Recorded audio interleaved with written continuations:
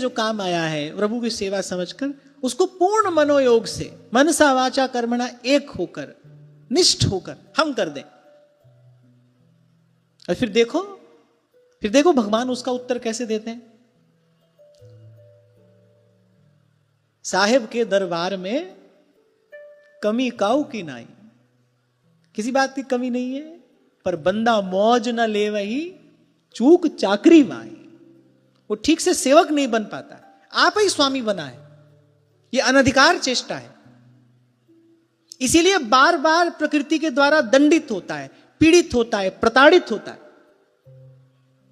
दुखी होता है, बार बार क्लेश पाता है। क्यों? क्योंकि अनधिकार चेष्टा कर रहा है। स्वामी बना है, कर्ता बना है, स्वामी बना है। स्वामी भगवान है।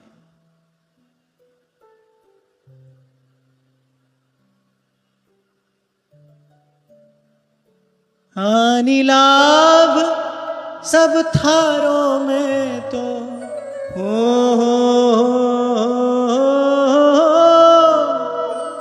हानि लाभ सब थारों में तो दास कहायो जी, नाथ थारी सरनी आयो जी, नाथ थारी सरनी आयो जी। और अपने को तो आनंद में होना चाहिए। ऐसे घर की, ऐसे द्वार की, ऐसे दरबार की अपने को नौकरी मिली है। चिंता मिटी बड़े चरणारो हो, चिंता मिटी बड़े चरणारो, चिंता मिटी बड़े चरणारो, सारो पायो जी, नाथ थारी सरनी आयो जी, नाथ थारी सरनी आयो जी, नाथ थारी सरनी आयो जी, नाथ थारी सरनी आयो जी। जचे जिस तरह नाच नचाओ, जचे जिस तरह नाच नचाओ, नाच नचाओ मने खेल खिलाओ, नाच नचाओ मने खेल खिलाओ, थे मन भायो जी, नाथ थारी सरनी आयो जी, नाथ थारी सरनी आयो जी।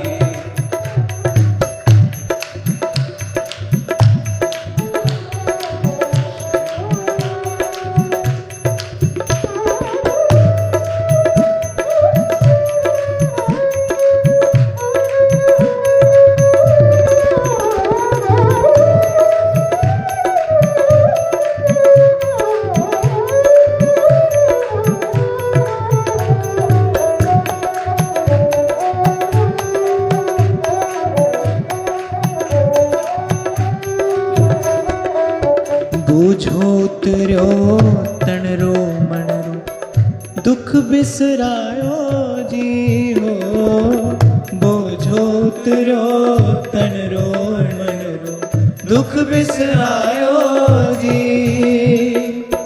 बोझो उतर्यो तणरो मनरो, दुख बिसरायो जी हो, बोझो उतर्यो तणरो मनरो, दुख बिसरायो जी। चिंता मिटी बड़े चरणारो हो, चिंता मिटी बड़े चरणारो, सहारो पायो जी, नाथ थारी सरनी आयो जी, नाथ थारी सरनी आयो जी, नाथ थारी सरनी आयो जी, नाथ थारी सरनी आयो जी। श्री कृष्ण शरणं मम, श्री कृष्ण शरणं मम, श्री कृष्ण शरणं मम, श्री कृष्ण शरणं मम, श्री कृष्ण शरणं मम, श्री कृष्ण शरणं मम, श्री कृष्ण शरणं मम,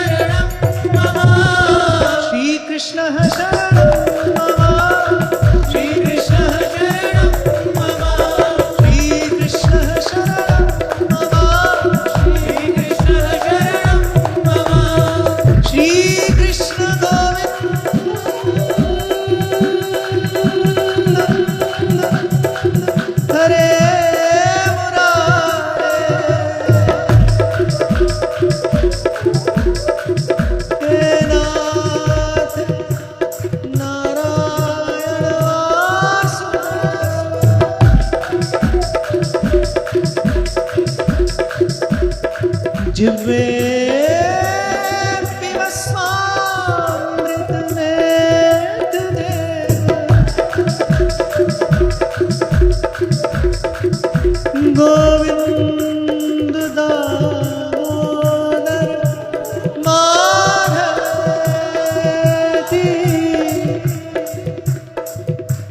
गोविंद दामोदर माधवेति।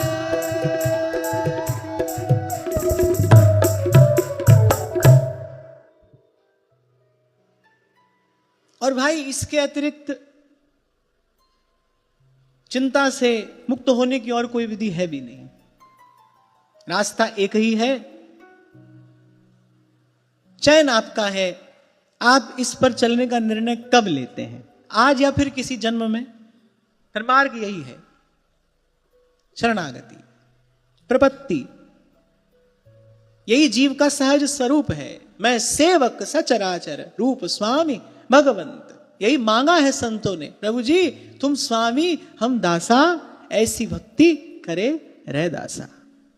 तो सबसे पहला प्रश्न तो ये पूछा, कर्तव्य पालन ठीक से हो रहा है, धर्म पालन ठीक से हो रहा है कि नहीं। Life is all about priorities. आपकी प्राथमिकता पर क्या है, यहीं से पता चलेगा आपका लक्ष्य क्या है, आपका उद्देश्य क्या है।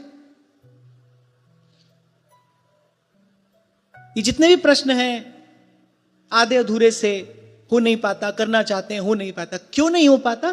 क्योंकि आपकी प्राथमिकता पर भगवान है ही नहीं, प्राथमिकता पर संसार है, व्यवहार है। जो प्राथमिकता पर होगा वही कार्य आप करेंगे, उसमें अपनी अधिक शक्ति लगाएंगे। भजन प्राथमिकता बने। जैसे उस दिन हम श्री गीता जी के सूत्र पर चर्चा कर रहे थे, भगवान ने कहा तस्मात् सर्वेषु कालेषु माम अनुस्मर युद्ध च। भगवान ने कहा ठीक है युद्ध भी कर, पर कैसे? माम अनुस्मर, मेरा स्मरण करके। और कब करना है मेरा स्मरण? सुबह करना है, दोपहर को करना है, शाम को करना है ना। तस्मात् सर्वेषु कालेषु माम अनुस्मर युद्ध च। क्रम है इसमें, पहले सर्वेषु कालेषु, फिर युद्ध च।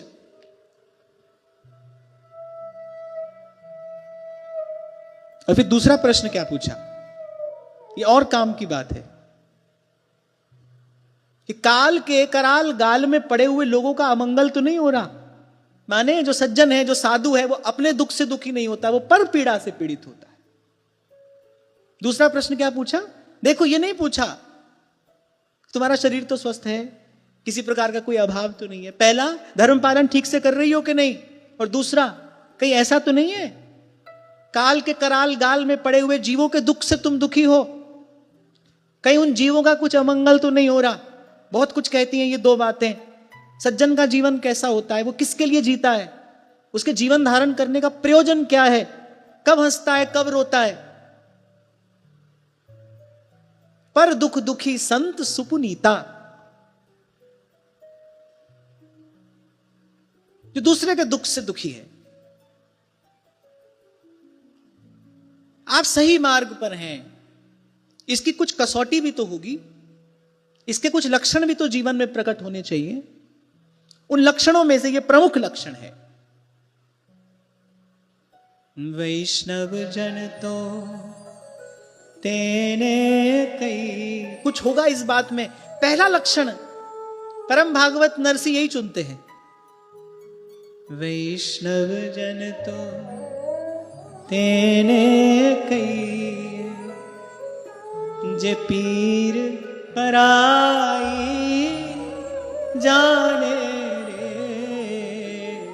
भगवत भाव ने आपके हृदय का स्पर्श किया है, तो वो स्पर्श जन्य कोमलता, वो आर्द्रता, वो पर दुख कातरता उसमें प्रकट होनी चाहिए ना। महर्षि उस दिन आपने मुझे बड़ी अच्छी एक बात कही, मैंने उसका बहुत चिंतन किया।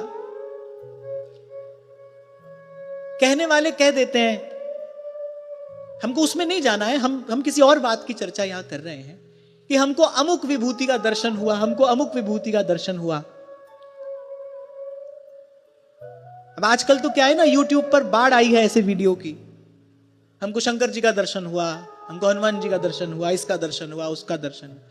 अरे ऐसी किसी दिव्यता का दर्शन करने के बाद भीतर कुछ कुछ लक्षण भी तो प्रकट होना चाहिए। हम वैसे के वैसे ही बने हैं, हम जो के त्यों हैं, टस से मस नहीं हुए। वही राग, वही द्वेष, वही ईर्ष्या, वही स्वार्थ से भरा हुआ जीवन है। दर्शन हमको इसका भी हो गया, दर्शन हमको उसका भी हो गया। ये प्रवंचना के अतिरिक्त और कुछ नहीं है। भगवत भाव हृदय का स्पर्श करे, अरे साधारण सी वस्तु, वो सुगंधित हो या दुर्गंध युक्त हो, छू जाए शरीर को तो उसका कुछ परिणाम आता है ना, देर तक वो सुगंध या दुर्गंध रहती है। भगवत भाव हृदय को स्पर्श करेगा, आप वैसे के वैसे ही रहोगे, जीवन वैसा का वैसा ही रह जाएगा क्या? इसलिए नरसी कहते हैं, बड़ी चतुराई पूर्ण उक्ति है ये। सब कुछ कह दिया उन्होंने। जो वैष्णव है ना, जो प्रभु का हो गया है,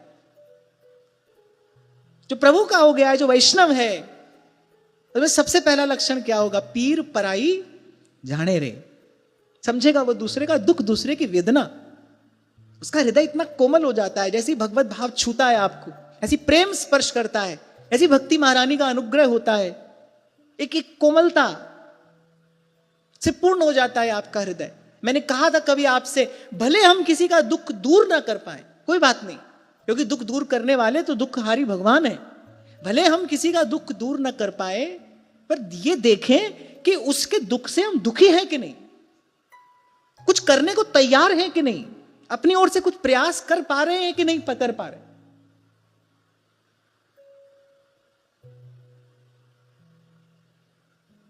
बड़ा गंभीर अर्थ लिए है श्रीमद् भागवत का एक एक प्रसंग।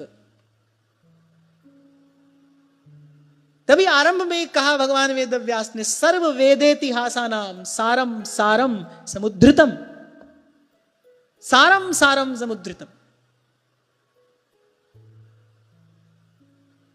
सबसे पहले पूछा धर्म पालन हो रहा है कि नहीं, फिर पूछा किसी पर दुख से दुखी तो नहीं हो। अपनी तो बात ही नहीं पूछी। आगे भी देखें, आगे भी कह रहे हैं महर्षि कश्यप, यह भी संभव है कि तुम कुटुंब के ही भरण पोषण में लगी रही, अतिथि आए और बिना सत्कार के तुम्हारे यहां से चले गए, कहीं ऐसा तो नहीं हो गया? आप देखिए क्या क्या प्रश्न उन्होंने पूछा है। ये बता रहे हैं चिंता का कारण क्या है। चिंता का कारण तो यह है, ऐसा हो जाए तो चिंता हो, नहीं तो क्या चिंता है? जो धर्म पालन में लगा है उसके चिंतित होने का कोई कारण नहीं। और मैं फिर कह रहा हूं भाई, भगवान के रहते किसी के साथ अन्याय नहीं हो सकता। आप अपना कार्य ईमानदारी से करिए, उत्तर भगवान देंगे। वस्तु का रूप लेकर प्रभु को आना पड़े, व्यक्ति का रूप लेकर आना पड़े, कोई स्थिति बनकर भगवान आए, भगवान आएंगे, आपको उत्तर भगवान देंगे। और मैं तो कहता हूं, किसी और से उत्तर की अपेक्षा रखना अपने आप को दुख में डालना है, अपने आप को बंधन में डालना है, अपने आप को पिंजरे में डालना है। किसी और से उत्तर की अपेक्षा करना। और वैसे भी उनके जैसा सुंदर, उनके जैसा मधुर उत्तर और कौन दे सकता है? एक वस्तु भगवान से मिल सकती हो और एक वस्तु खींचातानी करके संसार से मिलती हो, बुद्धिमानी किससे लेने में है? बताओ, आप ही विचार कर लो। बुद्धिमानी यहां खींचातानी करने मरने में है या भगवान से लेने में है? भगवान से लेने में है। क्यों लेते हैं यहां से अपेक्षा ही ना हो, आप करते चले जाइए, निवेदन करिए, भगवान है, संभाल रहे हैं, देख रहे हैं, सदा संगी हैं, सदा सहाई हैं। तू मेरा राखा सबनी थाई, ता पहो केहा काड़ा जियो।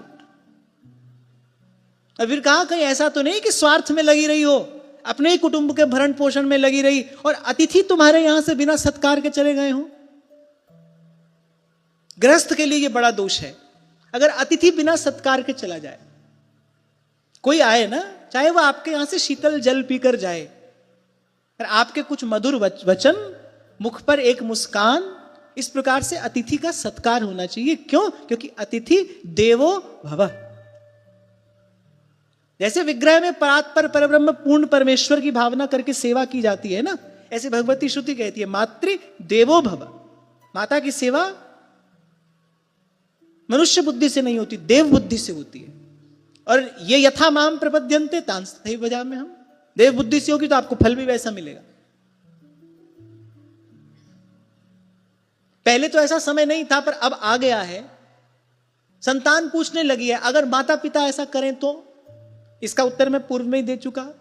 प्रत्येक व्यक्ति को अपने कर्म का फल मिलेगा ना भाई। जो जस करे जो तस फल चाखा। किसी की गलती देखकर हम भी गलत हो जाएं, ये कहां की बुद्धिमानी है भाई।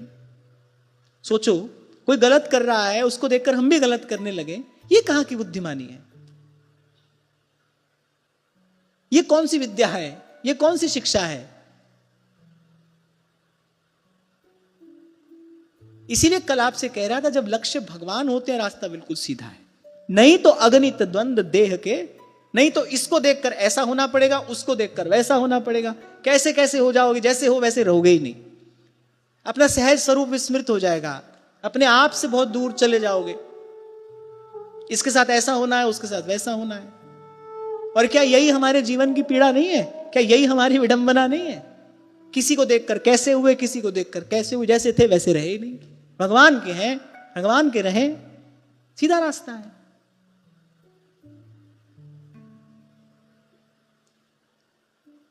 तो गृहस्थ को इस बात का विशेष ध्यान रखना चाहिए। कोई भी अतिथि आए और कुछ नहीं है, कोई समय ऐसा है और कुछ नहीं है निवेदन करने को, तो शीतल जल और मधुर वचन से तो उसका स्वागत करना ही चाहिए। ध्यान रखना, जिस घर से अतिथि बिना सत्कार के चला जाता है,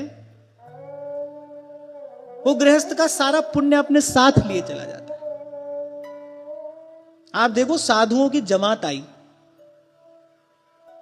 बड़े स्वाभिमानी है कबीर, सिकंदर के सामने सलाम करने से ना कर दिया। नहीं भाई, हम सलाम नहीं करते, हम तो अपने राम को ही सलाम करते हैं, हम किसी को नहीं जानते।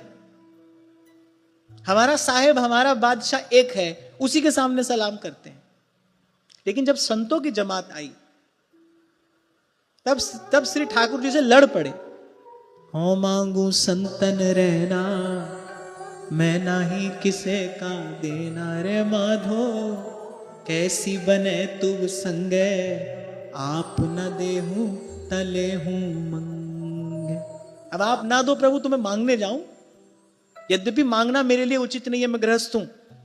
पर इन अतिथियों को, और अतिथि के रूप में भी कौन आया है? किसी अतिथि में तो देवता की भावना करनी पड़ती है, फिर तो साधु ही आए हैं, तो प्रत्यक्ष देव हैं, जिनके हिये में बसत हैं तीन लोक के नाथ। ऐसे संत मेरे घर आए हैं, इनको आतिथ्य के बिना कैसे लौटा दूं? उस दिन कबीर जी ने कहा, अब रोज रोज तुमसे झगड़ा झंझट कौन करे, साईं इतना दीजिए जहां मैं कुटुंब समाए, मैं भी भूखा ना रहूं और साधु ना भूखा जाए। इतनी व्यवस्था तो प्रभु मेरे लिए कर दीजिए। अधिक लोभ मुझे नहीं है, 2 सिर मांगू चूना और पाव घेओ संग लूना, अध सिर मांगू दाले, मोकू दोनों वक्त जीवाले, खाट मांगू चौपाई, सिरहाना वर तुला। कह कबीर मन मान्या तो हरि जान्या, जी गोपाल तेरा जी दयाल तेरा आसरा। और फिर अंत में प्रश्न पूछा कि सर्वदेवमय भगवान के मुख हैं ब्राह्मण और अग्नि, इनकी पूजा में, इनकी अर्चना में कहीं कुछ त्रुटि, कुछ अभाव तो नहीं हो गया? क्रम से देखिए, 5 प्रश्न पूछे महर्षि कश्यप ने। पहला, धर्म का पालन ठीक से हो रहा है कि नहीं? दूसरा, कहीं ऐसा तो नहीं है कि काल के गाल में पड़े जीवों के दुख से तुम दुखी हो रही हो? तीसरा, कहीं ऐसा तो नहीं स्वार्थ में लगी हो, अतिथि बिना सत्कार के चला गया? चौथा, गौ ब्राह्मण की सेवा तुम्हारे द्वारा हो रही है कि नहीं हो रही? इस शैली से भगवान वेदव्यास ने यह बात कही है, हम ये समझ जाएं कि क्या क्या हमारे जीवन में अवश्य होना ही चाहिए, उसके बिना जीवन नहीं होना चाहिए। 5वां प्रश्न पूछा कि अरे तुम तो सर्वदा प्रसन्न रहती हो, पर इस समय देख रहा हूं तुम्हारा मुख म्लान है, तुम्हारा चित्त अस्वस्थ है। अंत में पूछा, तुम्हारे सब पुत्र तो कुशल मंगल से है ना? अंत में 5वां प्रश्न पूछा। आखिरी बात है ये। पुत्र तो सब कुशल मंगल से है ना। तब देव माता बोली कि ब्राह्मण गौ धर्म और आपकी ये दासी सब सकुशल हैं। आपकी कृपा से, आपके अनुग्रह से, आपको पति के रूप में पाकर मैं धन्य हुई हूं। किसी में तो परमेश्वर की भावना करनी पड़ती है, पर आप तो साक्षात देवस्वरूप मुझे पति रूप में प्राप्त हुए हैं। तो आपकी कृपा से कहीं धर्म पालन में कोई प्रत्यवाय नहीं हुआ है, कहीं नियम पालन में कोई त्रुटि नहीं हुई है, कहीं अतिथि सत्कार में कोई चूक नहीं हुई है, कहीं गौ ब्राह्मण की सेवा में मेरे द्वारा कोई अभाव नहीं आया है। हाँ, लेकिन जो पांचवी बात आपने पूछी ना, अपनी संतान के दुख से मैं दुखी हूं। अच्छा देखो, महर्षि कश्यप के लिए कैसी विचित्र स्थिति है। वो भी उन्हीं की संतान है, उदिति की संतान है, ये अदिति की संतान है। वहां जाते हैं तो जो दिति है वो देवताओं की उन्नति देखकर ईर्ष्या करती हैं। अब आज यहां आए हैं तो देव माता कह रही है कि मैं आपकी दासी हूं, कुछ मेरे हित का भी विचार करिए। देखिए इस समय मेरी संतान की क्या दशा हुई है, ऐश्वर्यहीन हो गए हैं, वो श्रीहीन हो गए हैं, किस प्रकार लुक कर, छिप कर, रूप बदल कर बेचारे मारे मारे फिर रहे हैं। जब संतान इस स्थिति में हो, कोई भी माता कैसे स्वस्थ रह सकती है, कोई कैसे प्रसन्न रह सकती है। किसी भी प्रकार से मुझ पर कृपा करिए, मुझ पर अनुग्रह करिए, मेरे पुत्रों को उनकी राज्य लक्ष्मी पुनः प्राप्त कराइए। बड़ी दीर्घ काल की तपस्या के बाद आए हैं महर्षि कश्यप। और क्या कहा, ये सुनकर क्या कहा महर्षि कश्यप ने, एवं अभ्यर्थितो दित्या कस्तामाह स्मयन्निव अहो मायाबलं विष्णोः स्नेहबद्धमिदं जगत्।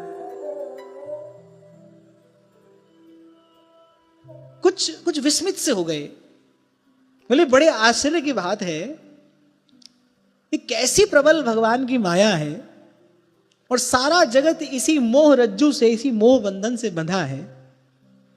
बोले सत्य तो ये है कि ना कोई किसी का पति है, ना किसी का पुत्र है, ना किसी का संबंधी। और क्या कहते हैं, मोह एव ही कारणम। बोले यही मोह है जो सबको नचा रहा है। मोह सकल व्याधिन करी मूला और तिन ते पुनि उपजहि बहु सूला। क्या होता है मोह, कोई बताओ, एक पंक्ति में बताओ किसको कहेंगे मोह, क्या है मोह।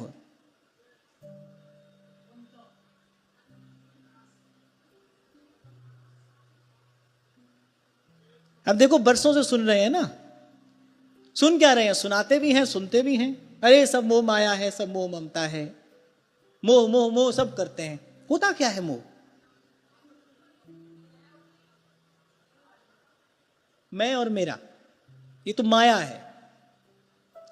कुछ सीधा सटीक अर्थ भी होना चाहिए मोह का।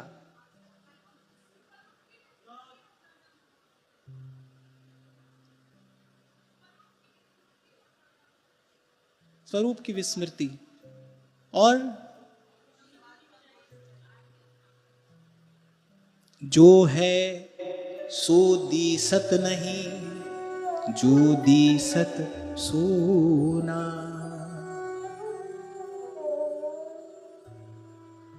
श्री गीता जी में भगवान ने कहा, जो है वो दिखाई न दे और जो नहीं है वही सत्य प्रतीत हो, ये मोह है। जो है सो दीसत नहीं, जो दीसत सो नहीं। जो पल पल बदल रहा है, यही संसार हमको परमानेंट लगता है। ना लगे तो यहां 20-50 साल रहने का इंतजाम क्यों करें। जबकि देखो प्रकृति बीच बीच में संकेत देती है, थोड़ी झलक दिखाती है। एक क्षण में आता, एक क्षण ऐसा आता है सब कुछ बदल जाता है, उलट पलट हो जाता है सब कुछ, सारी व्यवस्था बदल जाती है। हमको लगता है कि नहीं ये हम भी यहां रहेंगे, ये भी यहीं रहेगा, इसलिए 100-100 साल का इंतजाम करते हैं। तभी कहने वाले संत भक्त कहते हैं, सामान 100 बरस का, पल की खबर नहीं। ये मोह है। और प्रगट जगत में जगमगे वृंदा विपिन अनूप, नयन अछत दीसत नहीं ये माया को रूप। ये मोह है, जो है सो दीसत नहीं, जो दीसत सो ना आई। ये मोह है और यही सकल व्याधियों का मूल है।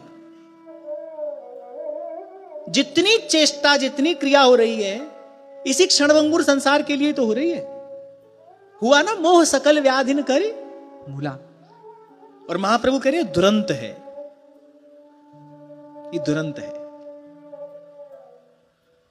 जो है उसकी विस्मृति हो गई है, जो नहीं है उसी के चिंतन में, उसी के भजन में, उसी के सेवन में, उसी के संग्रह में, उसी को समेटने में व्यक्ति लगा है। इसलिए स्मरण कराऊं आपको पुनः वही प्रसंग, जय विजय ने प्रार्थना की थी श्री सनकादिक के चरणों में। हम काम क्रोध के अधीन हो जाए हमको चिंता नहीं, पर आपकी कृपा हो कभी हम मोह के अधीन ना हो, भगवत विस्मृति ना हो, भगवान ना भूलें। अरे हम तो याद भी करते हैं भगवान को तो इसी संसार को चलाने के लिए, हमारा घर परिवार व्यवहार ये सब चलता रहे। तो भजन वस्तुतः भगवान का नहीं कर रहे, संसार का ही कर रहे हैं।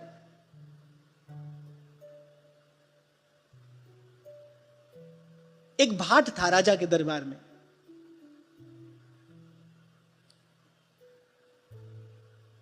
अपनी पत्नी में बहुत आसक्त था, लेकिन बड़ा कुशल कवि भी था, सुंदर सुंदर कविता रच के राजा को सुनाता था। राजा प्रसन्न हो जाता था, वस्त्र आभूषण उपहार उसको देता था।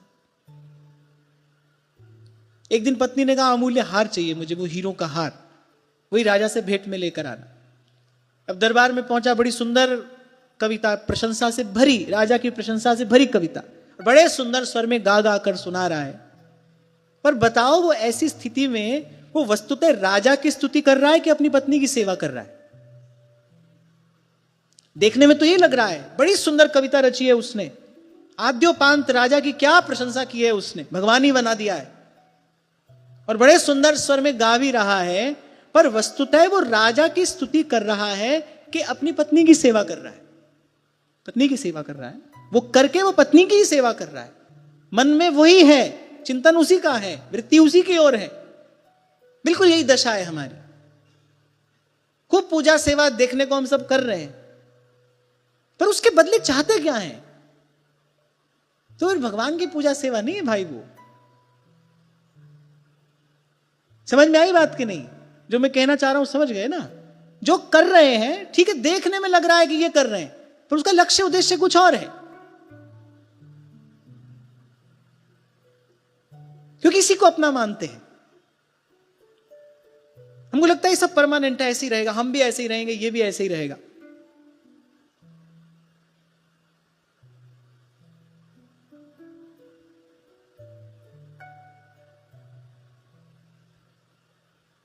पता नहीं, ना जाने इस श्वास का आवन हो कि ना हो, ये जो एकमात्र जीवन का सत्य है उसकी सर्वथा विस्मृति है। और ये जो स्वप्नवत जो संसार है, इसी के चिंतन सेवन भजन में व्यक्ति दिन रात लगा है, इसी के संग्रह में लगा है, ये मोह है। यही सब व्याधियों का मूल है। और इसकी औषधि वंदो गुरुपद कंज कृपा सिंधु नररूप हरि महामोह तम पुंज जासु बचन रवि करहि निकर जासु बचन रवि करहि निकर।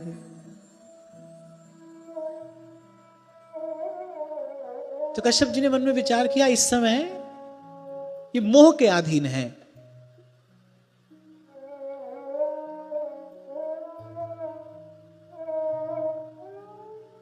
तो कश्यप ने गुरु होकर, पति गुरु भी होता है, गुरु होकर अदिति को मंत्र दिया। अदिति के परम हित का विचार करते हुए अदिति को महर्षि कश्यप ने मंत्र दिया। क्या मंत्र दिया? बोले जाओ भगवान की आराधना करो।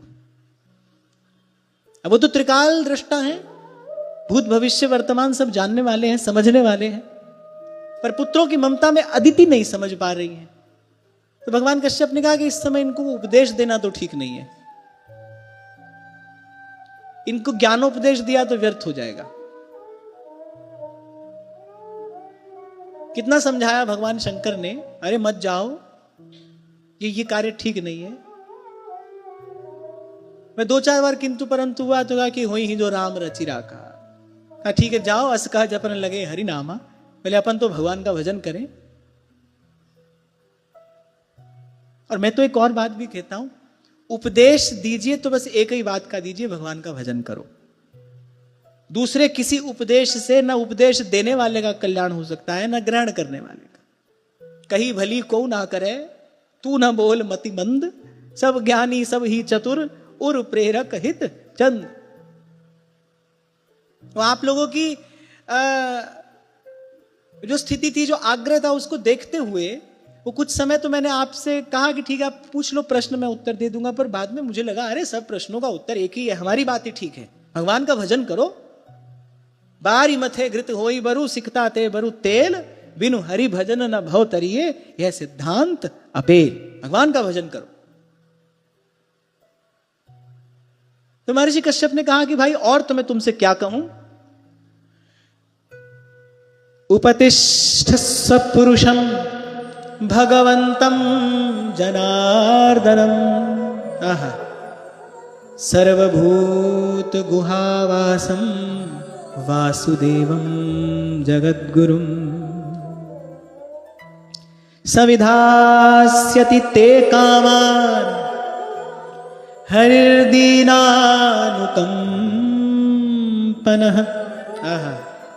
अमोघा भगवद भक्तिर नेतरेतिर्मतिर्मम। कहा तुम संपूर्ण प्राणियों के हृदय में विराजमान सर्वभूत गुहावासम वासुदेवम जगद्गुरुम, और अपने भक्तों के दुख मिटाने वाले जगतगुरु भगवान की आराधना करो। यद्यपि भगवान कश्यप स्वयं समर्थ हैं, चाहते तो सीधे सीधे कोई वरदान दे देते, सीधे सीधे कोई युक्ति बता देते, पर उन्होंने अदिति के परम हित का विचार किया कि भाई किसी भी प्रकार सकाम निष्काम होकर भगवान की आराधना करें। जैसे पिछले प्रसंग में आप देखें, गजेंद्र मोक्ष के प्रसंग का हमने यहां पर कुछ चिंतन किया था। आप देखिए गजेंद्र स्तुति में एक बात बड़ी विलक्षण है, स्तुति आरंभ सकाम भाव से होती है, लेकिन स्तुति करते करते ही गजेंद्र का हृदय निर्मल हो जाता है, भगवत भक्ति से युक्त हो जाता है। आरंभ कहां से करें, रक्षा करो त्राहि माम रक्ष माम, और विश्राम कहां होता है, आपको नमस्कार है, आपको बार बार नमस्कार है, आपको बार बार प्रणाम है। तो महर्षि कश्यप ने देव माता के परम हित का विचार किया, कुछ भी हो लगाना भगवान के ही भजन में चाहिए। अकामः सर्व कामो वा मोक्ष काम उदारधीः, तीव्रेण भक्ति योगेन यजेत पुरुषम परम। भगवान की आराधना में इनको लगाना चाहिए। और फिर कहा अरे बड़े दीन दयालु हैं भगवान, तुम्हारी जो भी कामनाएं भगवान पूर्ण करेंगे। क्योंकि महर्षि कश्यप ने कहा मेरा यह दृढ़ विश्वास है, भगवद आराधन अमोघ है, कभी निष्फल नहीं जाता। भगवान का आराधन यदि आपने किया है, अब और देवी देवताओं की बात मैं नहीं कर रहा हूं यहां, भगवान माने भगवान। राम कृष्ण हरि जय जय, राम कृष्ण हरि, राम कृष्ण हरि जय जय, राम कृष्ण हरि। भगवत आराधन अमोघ है। यहीं से आज हमने चर्चा का आरंभ किया। कैसी भी परिस्थिति हो, विधाता के लेख को कोई मिटा नहीं सकता, भगवान मिटा सकते हैं। मेटत कठिन कुअंक भाल के, भगवत आराधन अमोघ है। तो ऐसे वैसे जैसे भी और कैसे भी करना तो भगवान का ही भजन चाहिए। तीव्रेण भक्ति योगेन यजेत पुरुषम परम, सब तज भजिए नंद कुमार, सब तज भजिए नंद कुमार। तो महर्षि कश्यप ने कहा एक तो भगवत आराधन अमोघ है, और तुम जिस दुख से दुखी हो उस दुख को दूर करने का इसके अतिरिक्त दूसरा कोई उपाय भी नहीं है। भगवद आराधन ही तुमको इस दुख से मुक्त कर सकता है।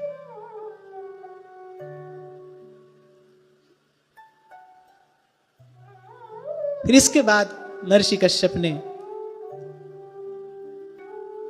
कृपा करके देव माता अदिति को पयोव्रत की विधि बताई। देव माता ने बड़ी सुचिता, पवित्रता, निष्ठा से पयोव्रत को धारण किया, उसको पूर्ण किया। प्रसाद स्वरूप भगवान प्रकट हुए। आज की वार्ता यहीं श्री जी के चरणों में निवेदन करते हैं। महाराज श्री के चरणों में प्रणाम।